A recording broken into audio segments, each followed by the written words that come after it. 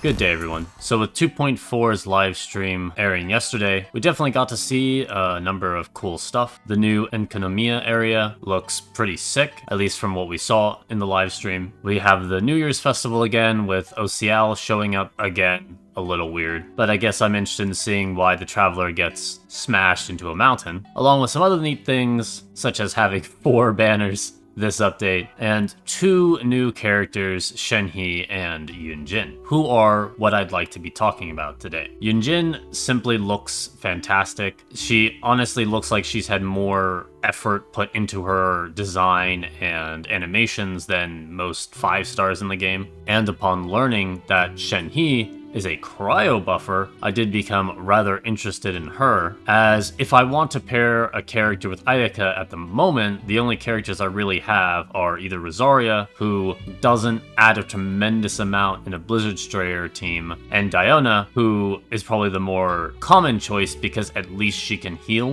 but aside from the fact that she's cryo and thus being a battery for Ayaka, she doesn't do anything other than that. So having a cryo buffer could definitely be a useful addition to especially the people who have Ayaka, as the other cryo characters don't really need a cryo battery, and so for that reason alone don't need other cryo characters nearly as much. However, I wanted to let my initial, I suppose you could say, hype sort of die down so that I could attempt to look at the characters through a bit more of a logical lens before making a video about them. And having done so, due to some fairly unique mechanics in which they share, realized that they might have balancing issues. And when I say balancing issues, what I specifically mean is who did they balance these characters with respect to? Now, instead of just sort of saying random stuff, to better showcase this, we're going to look at a few numbers, which may seem really weird considering that we have absolutely no idea what their numbers are. But right now, the numbers themselves aren't actually going to be what's important, but rather comparing the numbers in different scenarios. As while we do not know the numbers they will have, we do know the numbers of the characters in which we would pair these with, and can see how they differ. Now, the mechanic I'm specifically talking about is the buff that Shenhe's elemental skill gives to cryo damage, and the buff that Yun Jin's ultimate gives to normal attack damage, and the way I imagine it probably works. Based on the wording and how they described these effects, my guess is that it is not some sort of separate damage, as in when you hit an enemy with a normal attack, you do not cause additional geo damage, but rather adds damage to that instance of damage, meaning that it's very likely that the damage that say Yun Jin gives with her ultimate will not be based upon her own damage bonuses and crit rate and crit damage, but rather the character who procs the effect. So in other words, if you say used Ayaka with Yun Jin, and you hit an enemy with a cryo-infused normal attack while Yun Jin's ultimate buff is up, it would take Ayaka's damage bonuses, and if crits, Ayaka's crit damage. Now this would mean that for both Shenhe and Yun Jin, you would probably want to build them into their raw attack and defense stats, as only the character who's proccing its damage bonus and crit rate crit damage that actually matter. Now, because of this, we can make some artificial numbers for Yun Jin and then see the difference between a few different characters to then show off this balancing issue that I've mentioned. First, to hopefully remove her from the discussion, let's quickly talk about Kokomi. Now, because Kokomi as an on-field character basically spends all of her time normal attacking and sometimes charge attacking, it might seem like a good idea to use Yun Jin with Kokomi. However, if this is how Yun Jin and Shenhe's abilities work, then Kokomi is probably one of the worst characters in the game to use with Yun Jin, because straight off the bat, Kokomi can't crit. So that's an immediate massive decrease over what other characters can give. And on top of that, she doesn't really have much in the way of damage bonuses either. If you're using that new healing set, which deals a good amount of damage based on your healing, then the only damage bonus that you would have would be your hydro damage goblet, at least from Kokomi by herself, as the talent which increases her normal attack damage based on her healing damage bonus only increases the HP scaling portion that her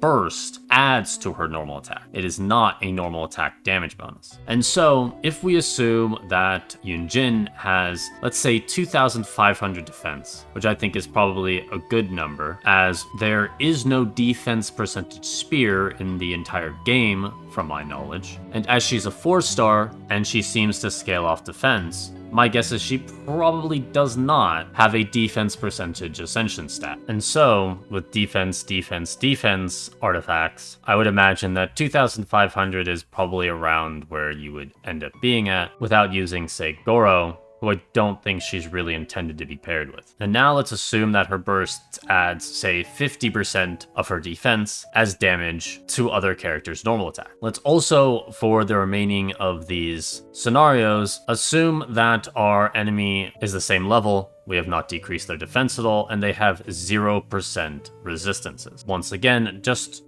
to make our lives a little bit easier. Now, beyond this, as all we are going to end up doing is multiplying and dividing, we can do that in any order that we wish. And so we can take the dividing our damage output by half due to the defense of a same leveled enemy, and see that in this scenario, with no damage bonuses or crit rate, crit damage or whatsoever, would add 625 damage. Now, looking at Kokomi first, as she essentially cannot crit, we can throw that straight out the window.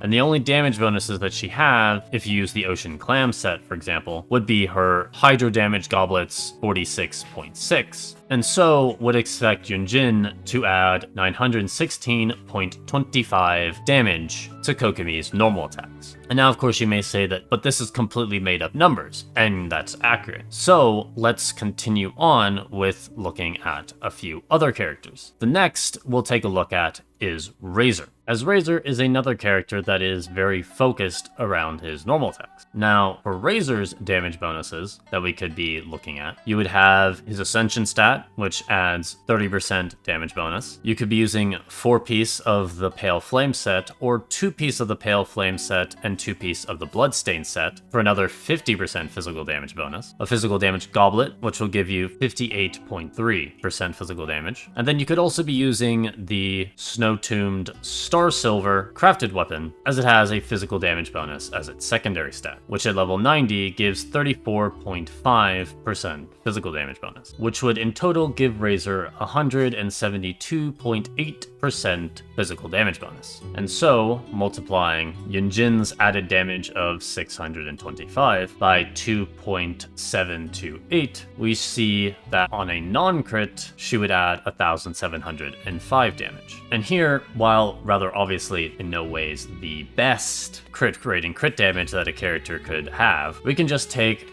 my Razor's crit rate and crit damage right here of about 60% and about 127%. And so that would mean on a crit, we would then multiply this by another 2.277 to obtain just under 3,900 damage. So nearly 4,000 damage. Quite a large difference from Kokomi, and should hopefully show that probably means using Yun Jin with Kokomi isn't going to be fantastic. Now, looking at Razor himself, once again, these are completely hypothetical numbers, but adding on crits about 4,000 damage to normal attacks isn't fantastic, considering that Yun Jin doesn't fulfill any other sort of role, meaning that she's going to be in direct competition to using Beidou, Zhengling, or Zincho as support DPS. And so even a decently built Beidou wielding a fish will probably add quite a lot more damage than this. But once again, this is a completely hypothetical number, and she could, of course, potentially add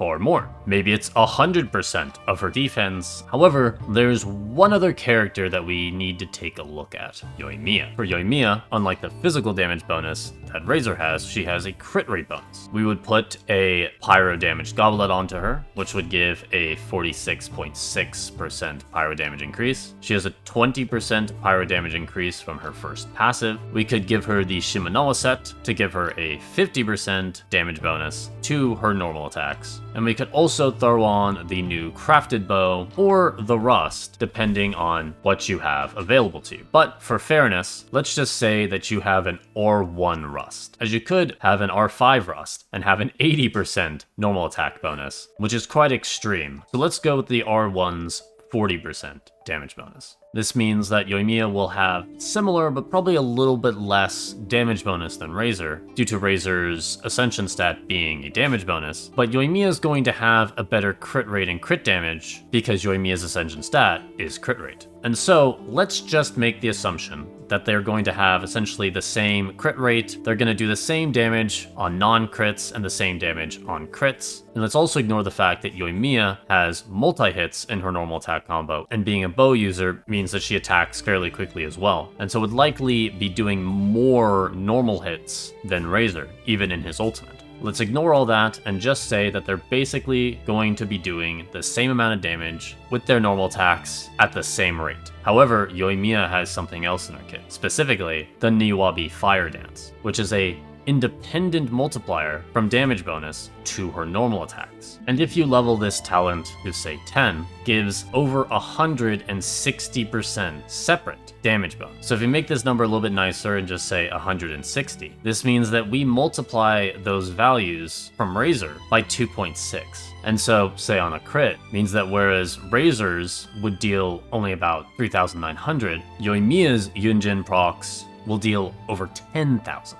This right here is where I'd say my concern over, say, Yun Jin's balance is going to be. Because as we already said earlier, for Razor, those numbers aren't very good. Whereas for Yoimiya, adding 10,000 damage to each normal attack seems pretty solid, and I think could definitely have a case for using her instead of, say, Beto or something. And so the issue with the balancing is, who is Yun Jin balanced with respect to? Is she balanced such that she can be a decent competitor for other off-field DPS for the likes of Razor or Yoimiya? Because if she's balanced with respect to Razor, let's say adds twice the damage, and so is adding closer to, say, 8,000 damage per normal attack for Razor. That would mean that for Yoimiya, 20,000 damage per normal attack. Now personally, even as someone who does not have Yoimiya, I would definitely prefer this route, because one, it would mean that she could be used decently with a number of characters in the game, as long as they have decent crit rate and crit damage and damage bonuses and normal attack a fair amount, and then be truly strong on Yoimiya, which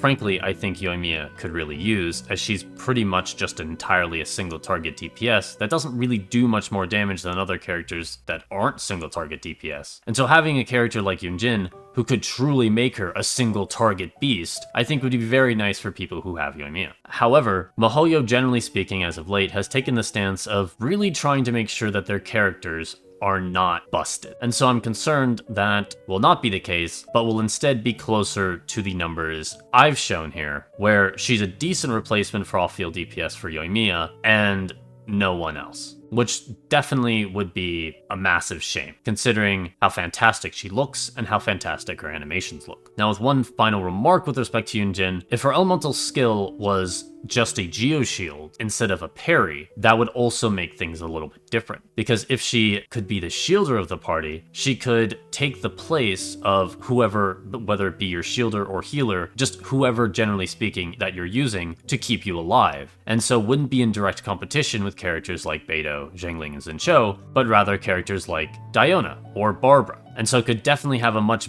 better spot in the team. But due to the fact that she instead has a parry, which, especially if she's a character who you're basically going to go all in defense for, and so isn't going to have much in the way of geo damage bonuses or crit rate and crit damage, and so her parry probably isn't really going to do much damage anyway, it once again just feels like a bit of a shame, because that really could have helped her in terms of finding a spot for her on the team. Moving on from Yun Jin to Shenhe. Shenhe's elemental skill, as we've already said, seems to have pretty much a similar thing, but instead of normal attacks, it's cryo damage. And this is definitely different, as especially considering that it gives this buff to everyone in the team, means that I would imagine this will probably proc off characters who are applying cryo even if they're not on the field. So the likes of, say, Kaya's ultimate, Rosario's ultimate, Ganyu's ultimate, and even Ayaka's ultimate, albeit for a shorter amount of time. And so for Shenhe, rather than is she balanced with respect to a single character versus other characters, for her, it has more to do with what is she balanced with respect to what are you expected to use in the team. For example, let's say you used Ayaka, Shenhe, Kazuha, and then Kokomi. or something along those lines, because you still kind of want to freeze for any non-bosses that you come across. Kazuha obviously is incredibly strong for such a team build, while also you can infuse his ultimate with cryo damage to allow it to be dealing cryo damage, can also proc Shenhe's additional cryo damage buff. You'd have Ayaka obviously proccing Shenhe's buff, and then Shenhe herself. The issue here is that while this may seem great, it's like, oh, I have 3 characters on the team who are all applying cryo damage, and so I'm gonna get a lot out of Shenhe's damage bonus. You also have to think that, once again, similar to Yun Jin, where a lot of that damage is really going to matter is how much crit rate crit damage and how much cryo damage bonus these characters are going to have. And if you go attack, attack, attack for Shenhe in order to maximize the bonus she gives out, it means she's not going to have a cryo damage goblet, and means she's not going to have a crit rate crit damage helmet. And so her own procs aren't going to be dealing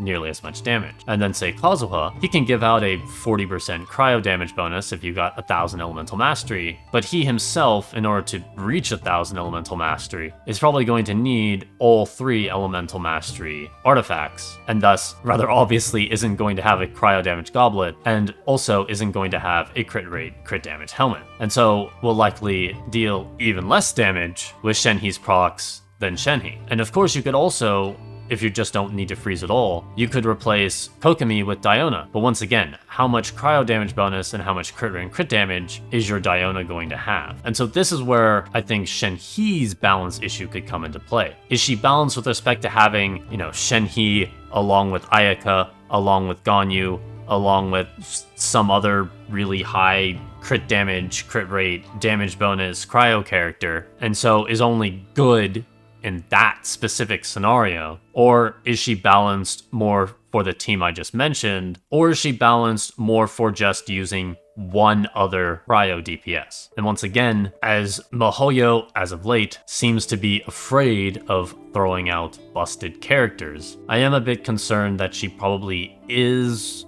balanced with respect of using basically a team of 4 cryo DPS characters. Naturally, of course, as someone I would like to be fantastic to pair with Ayaka, I hope that's not the case. But if that does end up being the case, it may honestly be better to grab Ganyu, who's in the same update, as she also gives, say, some cryo damage bonus by standing in her ultimate, provides very nice off-field damage with her ultimate, especially if you can get enemies into a small area, and also have a character that will make certain fights a lot easier. But Shenhe does have the potential of being in a better spot than, say, Yun Jin, because while that's kind of all Yun Jin seems to do is that added damage, Shenhe also gives some sort of damage bonus to burst / elemental skill or normal attacks / charge attacks based on which version of her skill you use. It seems to give a cryo damage bonus for standing in her ultimate as well, like Ganyu, and decreases enemies' cryo and physical resistance that are within her ultimate. So depending on these values, her elemental skill might not need to actually add much damage anyway. If through the combination of her elemental skill damage bonus and the cryo damage bonus that her ultimate gives is, say, 40%, and the cryo resistance that she gives is, say, 40% as well, then she could be a replacement for Kazuha on the team. If you, 1, want to use Kazuha on the other team, and 2, don't need to gather enemies, say you're fighting just bosses. If, on the other hand, it's more along the lines of she reduces enemies' resistance by 15%, like Ganyu's first constellation, or for Pyro, Jingling's first constellation, and then with her elemental skill and her ultimate damage bonuses combined only gives like a 20% damage bonus, the damage increase that she gives to cryo damage through her elemental skill is definitely going to need to be sufficient in order to make her worth pulling Ganyu, who's in the same update. Or if you already have Ganyu, waiting for an Ayaka rerun, and just using Ayaka as a huge nuke burst DPS. And if you have both, then maybe just getting Ganyu's C1, as then she's basically Shenhe, in terms of cryo resistance decrease and damage bonuses to cryo. Now again, of course, I definitely hope that these characters are good. As I already said, for Ayaka, I would really like to have a really good cryo support that can help battery her, and Yun Jin just looks fantastic. I really, really, really would like to use her where it feels like she's a decent replacement for another character I already have built, instead of, oh yeah, no, you should probably just use Beto. She's gonna add way more damage than Yun Jin. So that's just my thoughts after thinking over their kits for about a day. And as usual, of course, we'll just have to see what we actually end up getting once they come out in like a week. But while thinking about their kit, realize that these could very well be issues. I did want to just throw out a video about it so that it's out there and anyone who sees it at least has it in their mind. And so if they do come out and they're kind of underwhelming, aren't that disappointed. But that's it for my thoughts on Shenhe and Yun Jin from the information we received from the 2.4 livestream. Let me know what you think about these characters. After showing this difference in Yun Jin's case between characters and in Shenhe's case between teams, do you think that these could also be concerns or not? Will you use them anyway, even if they aren't that fantastic? If you're dead set on getting Shenhe, who do you think that you're going to use her with? Are you gonna try some sort of, reverse melt Chongyun build? Something along those lines? Do let me know, along with anything else you'd like to tell me down below in the comments. And as usual, thank you for watching. Look forward to seeing you again next time, and hope you all have a great day.